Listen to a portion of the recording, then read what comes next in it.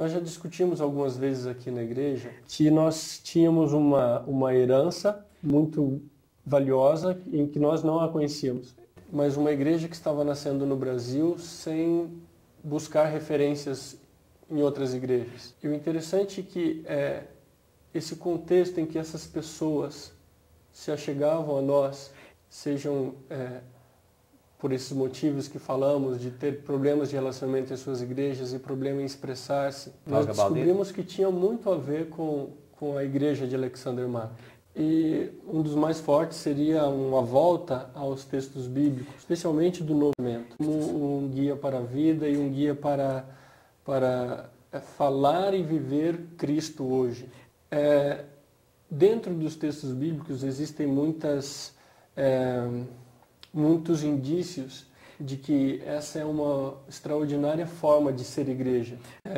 Então, além dos indícios que temos dentro dos textos bíblicos, e a comunidade hermenêutica é uma forma extraordinária de ser igreja, os indícios extra-bíblicos também são, especialmente o processo de formação dos textos bíblicos.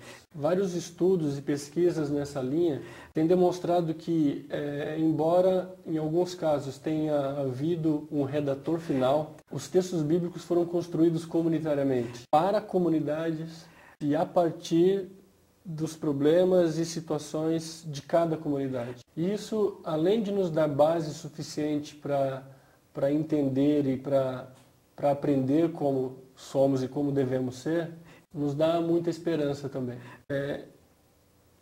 Nós acreditamos que toda a construção do conhecimento deve ser uma construção compartilhada. Nós não estamos compartilhando só as nossas ideias e pensamentos. Nós estamos compartilhando a nossa própria vida e como nós gostaríamos que ela fosse.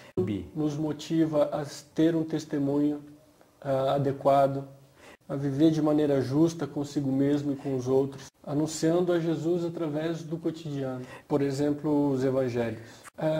Quando nós analisamos os textos que são comuns, nós vemos pequenas modificações ou determinada ênfase em um ponto em que o outro omite. E nós passamos a nos perguntar por que exatamente isso acontece. Em primeiro lugar, levando em consideração que foram escritos em épocas diferentes,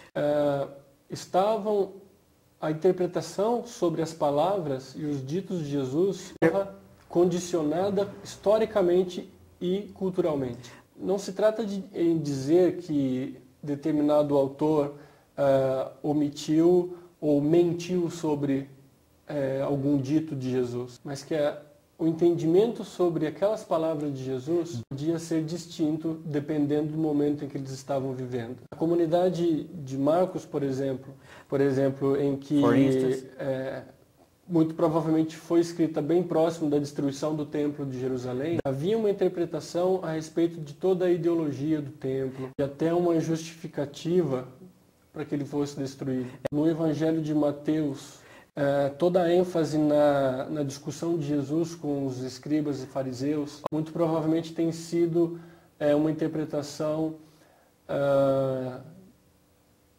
baseada ou uma interpretação bastante influenciada pelo contexto de expulsão das sinagogas que as pessoas viviam. Então, os problemas e as situações específicas de cada comunidade fez com que elas tivessem impressões e interpretações distintas das palavras de Jesus. E isso não elimina uma a outra. E a conservação das palavras... por exemplo, certamente Jesus disse muitas outras coisas do que aquelas que estão relatadas no texto bíblico. E nós nos perguntamos, então, uma outra pergunta que nós fizemos, por que certas coisas foram conservadas e outras coisas? Isso não significa que as que não foram preservadas não fossem importantes, mas que talvez não respondessem aos problemas específicos que estavam vivendo. Essas que foram omitidas, talvez...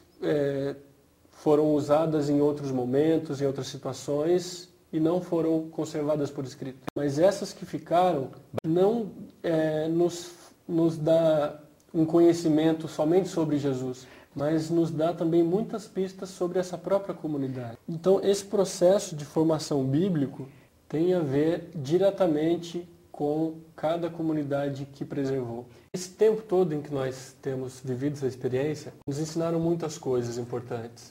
A liberdade das pessoas é um bem que não se pode violar de maneira alguma. E essa liberdade, em nosso caso, foi expressa principalmente pelo acolhimento que nós nos propomos a dar às pessoas. Isso criou um ambiente de amizade, em que as pessoas desejam estar e aprendem, expressam o que aprendem e, mais importante, compartilham isso fora daqui.